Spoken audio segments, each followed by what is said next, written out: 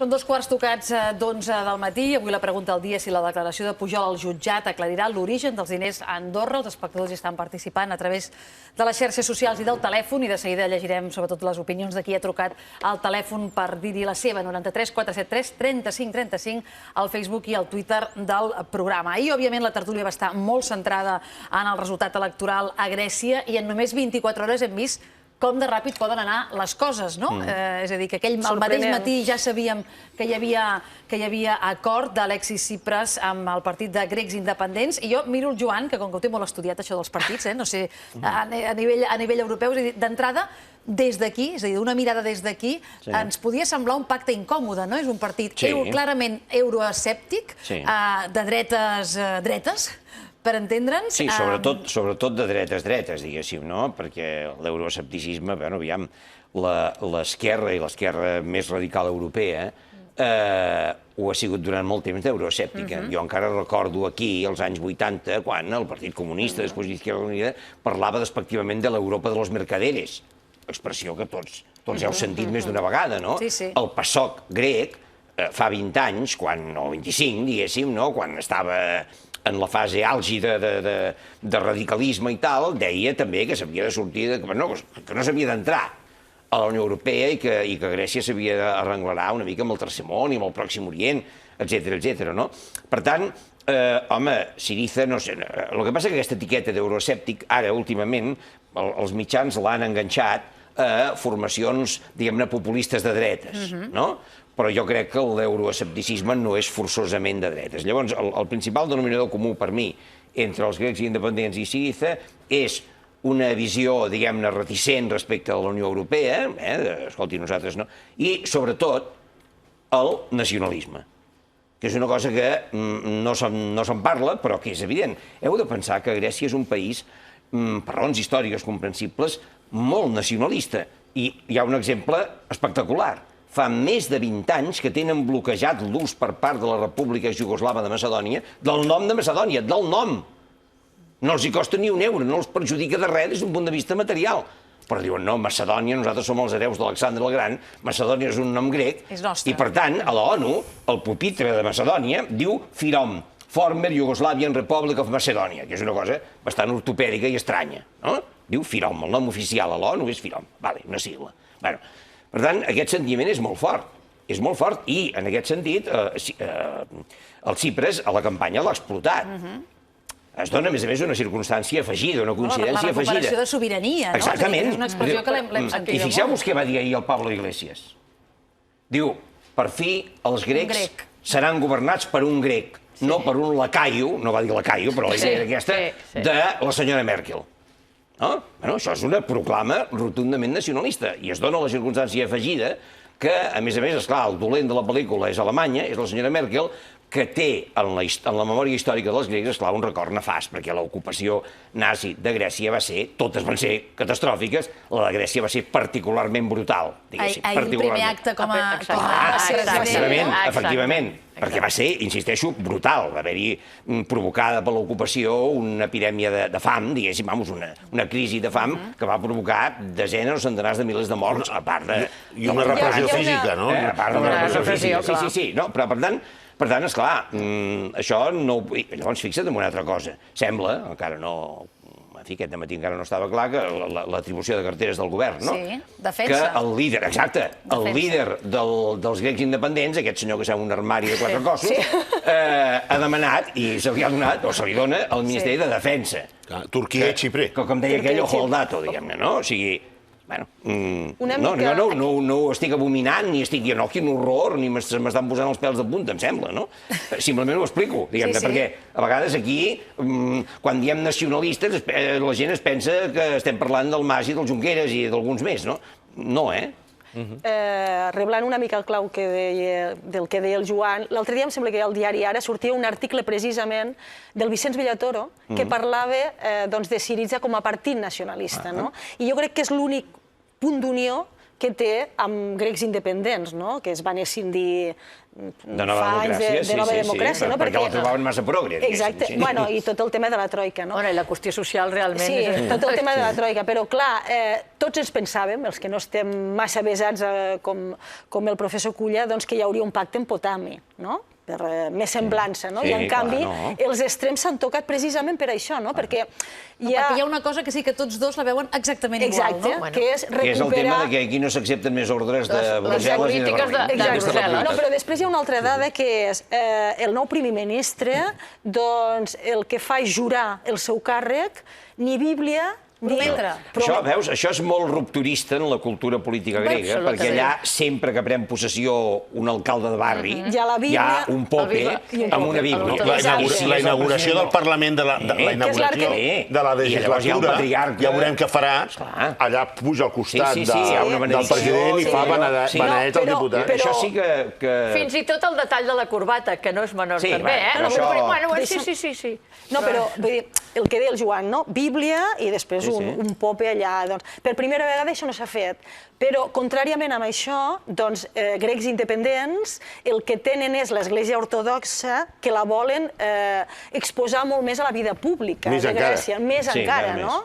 Vull dir que l'únic nexe d'unió és aquest nacionalisme i després anar contra una Europa o contra la llei Merkel... Contra Europa no, les polítiques d'Europa. Això ho marquen molt diferent. Les polítiques europees de la Merkel, de dir, escolti, no ens poden, no? Però la resposta de la Merkel és més retallades, més retallades, més retallades. Per això hi ha aquest reforçament del nacionalisme. La part de rescat que queda per lliurar encara, del segon rescat, es va fer abans, i al Samaràs no li va donar temps perquè es van embolicar amb el tema de l'elecció del president de la República, que és el que ha desfermat tot això, però era més reforma, o sigui, quan diem més retallades, o sigui, més retallades amb reforma laboral i fiscal.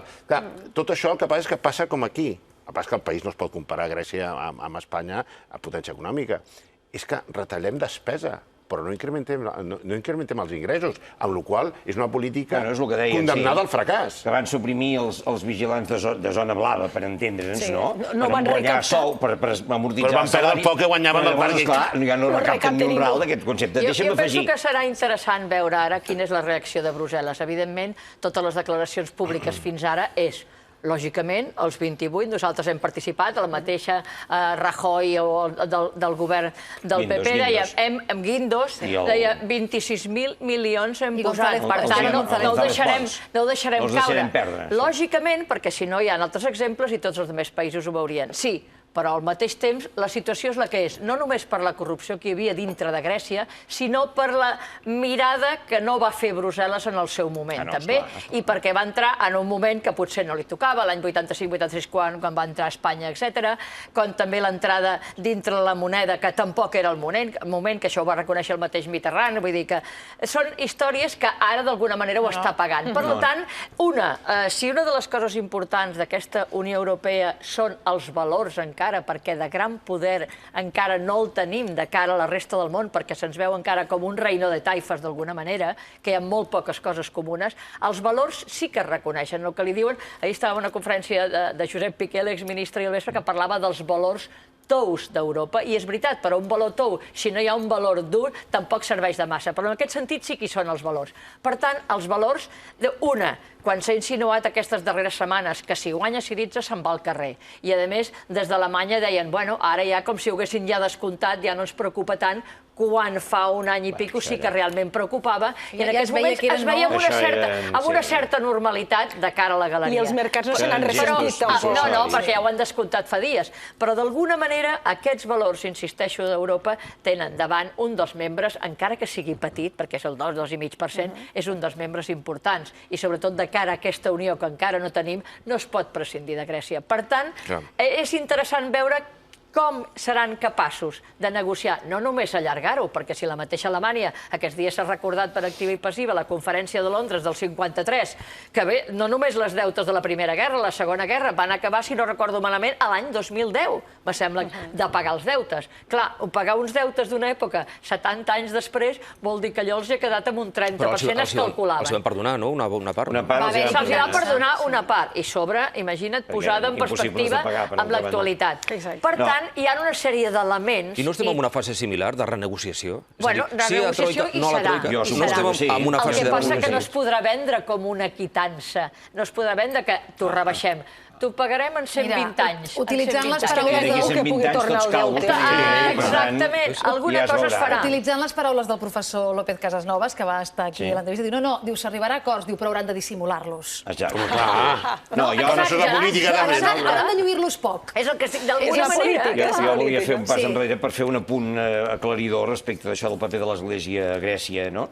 Esclar, heu de tenir present que, a diferència del món catòlic, l'Església Catòlica és una i té la seva seu a Roma, les esglésies ortodoxes són el que ells en diuen autocèfales, és a dir, nacionals. L'Església ortodoxa grega és completament independent, la búlgara és completament independent, la sèrbia, etc.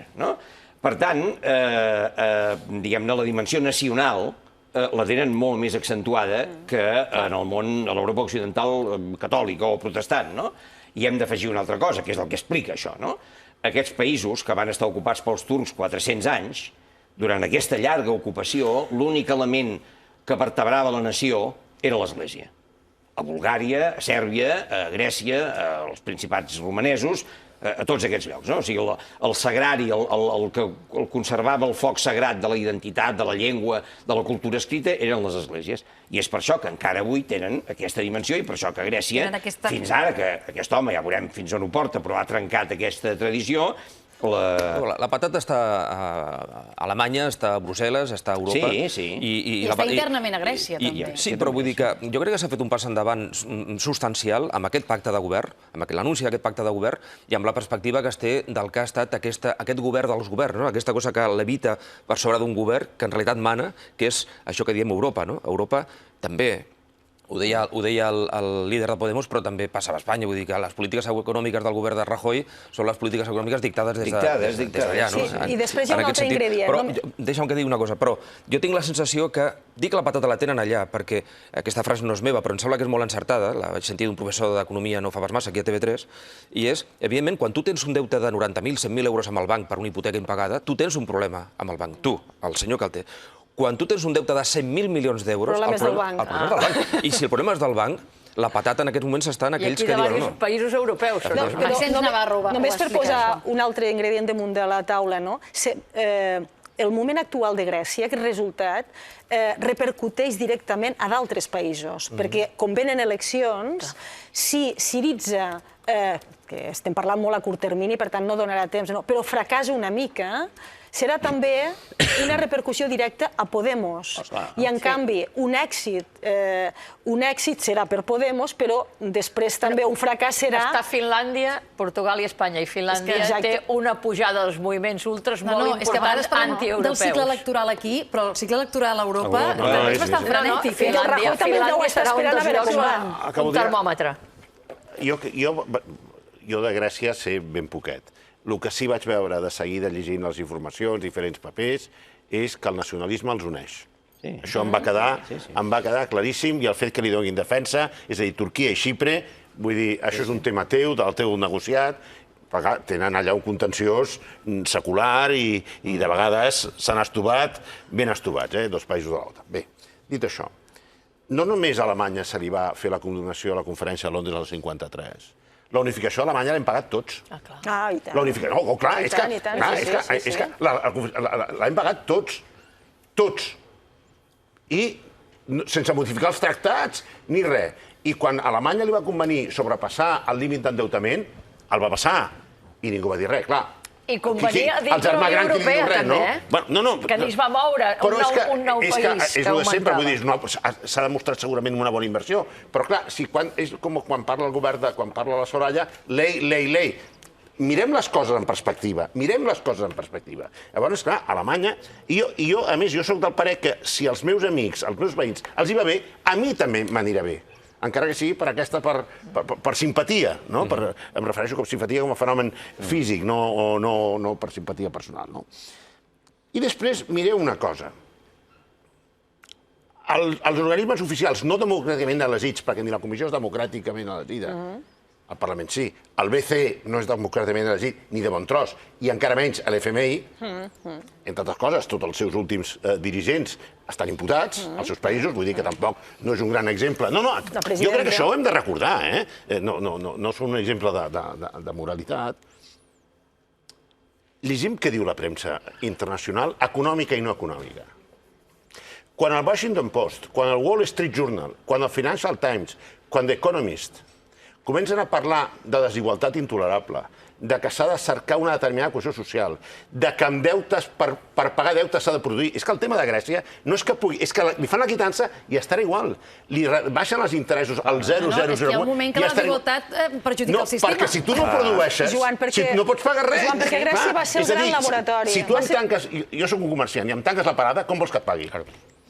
M'has de deixar que cregui... Llavors, clar, vull dir... Però això ja no diuen aquestes institucions, diguem-ne, tecnocràtiques, amb la seva política, que els Estats Units ha fet tot el contrari que han dit, i mira com està els Estats Units i com estem nosaltres. No, però si Davos, que l'acabem de celebrar la setmana passada, ja fa anys que el tema és la desigualtat. Davos, que és on hi ha el poder econòmic, no? Els que marquen l'opinió pública internacional de les grans èlits, que he dit aquests... No he parlat del New York Times, ni he parlat de Le Monde, ni de Süddeutsche Zeitung, Fixeu quins diaris he parlat, aquests estan parlant que això... I un dels gurus de moda de la desigualtat és el Piketty francès, m'entens? Que el tenim aquí. No, però aquest és d'esquerres i no val. Jo parlo... Entén-me que vull dir. Si té menys credibilitat... Però és una bíblia en aquests moments, inclús el Washington Post i d'altres. El Washington Post ha fet un dels millors estudis, perquè va fer amb diversos números, de l'Oval Piketty. Una cosa que jo em vaig quedar d'un rigorosisme... Jo no soc economista, però em va semblar que era molt rigorós. Vull dir, això està a l'agenda política i econòmica internacional. Per tant, això s'acabarà imposant. Com ho farem? Com vestirem o desvestirem aquest sant? Bueno, ja ho veurem. Sí, com sigui, el calendari també té aquests capricis. Avui ni més ni menys que es commemora el 70 aniversari d'Auschwitz, no? D'Auschwitz, no? Vull dir que a vegades quan mirem la història recent d'Europa i la quantitat de desastres, barbaritat i patiment que hi ha hagut, i aquesta cosa imperfecta que és la Unió Europea, i que la critiquem, i que efectivament la unió política, fins que no sigui... El Mario Draghi pot salvar coses, però arriba fins on arriba, la seva política, però en fi, avui aquest acte que es fa a Auschwitz estava confirmat la presència de molts caps d'estat i de govern, que havien d'anar fins a aquest museu memorial situat al sud de Polònia, i han acudit supervivents i familiars, 300, no? 300, perquè... Però no està ni Putin ni la Merkel, crec que no va... La Merkel sí. La Merkel sí, no. Estava dit des del principi que no va Putin perquè està enfadat. No li canvien cromos i s'ha enfadat. Tornant a Grècia, el que està al capdavant dels grecs independents no va fer unes declaracions antisemites fa poc, que després van dir que eren falses. En fi... Vull dir que encara separa més els dos. Avui és més que una efemèride, segurament, això, sobretot aquesta cruïlla europea en la que ens trobem. Aquests dies, perquè fa diversos dies que diu tal dia és el 70 aniversari, mira que ho sabem, jo he estudiat una mica això. No, però cada vegada que ho llegeixes... O sigui, em deixa, quan agafes el dia allà, o sigui, em colpeja, em deixa esturat. Et dono la raó. Jo fa 10 anys, que feia 60 anys, perquè a més, els mitjans som així... Sí, no, clar, que recordem d'aniversari. Estúpids, fins i tot, no? No, bueno, els números rodons. Però fa 10 anys, efectivament, jo me'n recordo amb les cròniques llegir, són coses que et fan caure llàgrimes. I quan la visita del papa és un recordat de Benet XVI... Sí. Aquella frase, Déu meu, com es permet això? El setembre passat, per segona vegada, i... Però el més tràgic... Vol que hagis llegit sobre això i Oi que és terrible, És terrible. Però tot i ser terrible, sembla que l'ésser humà no rectifica, no?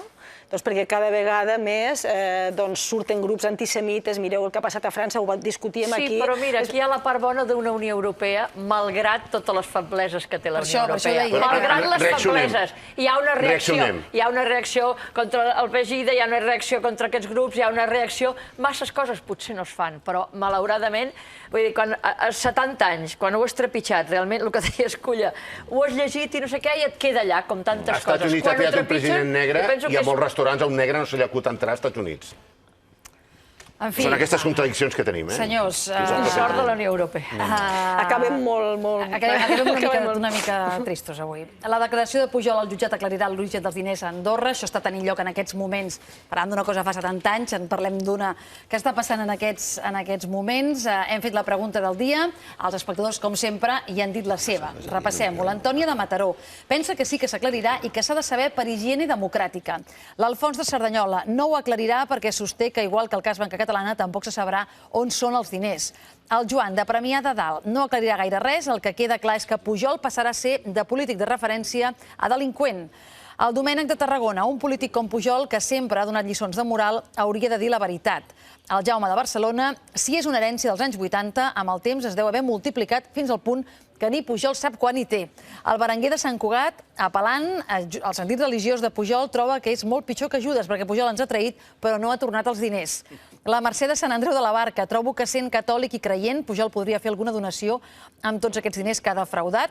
El Josep d'Almenar diu que res no aclarirem, caldria saber per què ha passat ara tot això. Aquesta manera de fer política acabarà amb el nostre país. I el Joan del Masnou creu que no s'acabarà d'aclarir mai del tot perquè entre els polítics es tapen les vergonyes, no? I aquesta ombra de sospita que dèiem contra la qual s'hauria de lluitar, no? La sensació una mica que ningú acaba de dir el què perquè tothom té coses a amagar. Però clar, amb això no sé si construirem res amb aquesta sospita. El Chirac es va fer el gagà per no anar a la presó. Us en recordeu, no? Que el procés aquell que tenia abans de ser president de la República, quan era president del partit i membre de l'alcaldia de París. Alcalde de París. O sigui, com va estar... El procés va quedar congelat i abans de l'any se li va fer el procés i per quedar esculpat es va fer el gagà. De tota manera, seria molt injust, això, l'historiador Culla en sap més que jo, però crec que seria molt injust, diguem, quedar-nos amb el referent del Pujol d'ara. Jo crec que la història explicarà tota la part positiva. No sé si un divorci, has estat 20 anys casat amb una persona a la que has estimat molt i et quedes amb els últims 2 anys. Però que quan es parla de política, no sé la referència, per exemple, del Helmut Kohl. El Helmut Kohl, que també es va parlar d'ell. Mira, estava aquí ara, sortia a Auschwitz. En tot cas, segurament, el balanç finals del capítol, que deia el Joan B. Culla, és a dir, més enllà del que pugui passar avui, quina gestió fàcil de tot plegat farà que la història en digui una cosa o una altra. Senyors i senyores, gràcies per acompanyar-nos un dia més en aquesta tertúlia.